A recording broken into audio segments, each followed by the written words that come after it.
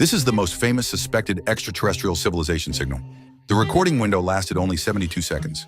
When the printer spit out a string of special sequences, the astronomer picked up a red pen in shock and forcefully wrote "wow" beside it. You might think humanity seemed to have found extraterrestrial civilization, but today I want to tell you a more terrifying idea. Do you know that since the search for extraterrestrial life began, humanity has been stuck in a dead end? We are obsessed with liquid water and habitable zones, searching for oxygen, methane, and water vapor in exoplanet spectra, looking for so-called biosignatures. But this is like searching for ribbonfish in an alien ocean world, unaware that you are surrounded by deep-sea creatures you have never seen. It's not that the direction is wrong, but that thinking is rigid. In April 2026, the Astrophysical Journal proposed a disruptive new method called searching for agnostic biosignatures.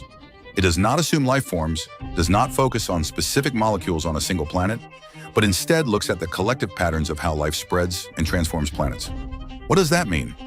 Imagine that if life spreads through panspermia across interstellar space, it would behave like a virus, terraforming the planets it passes. If this idea is correct, we only need to find clusters of planets with similar characteristics to detect traces of life spreading.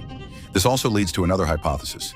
If advanced extraterrestrial civilizations exist, we only need to search for large-scale anomalies that violate physical expectations to find their megastructures. And don't imagine these structures as steel and circuits. That's too primitive.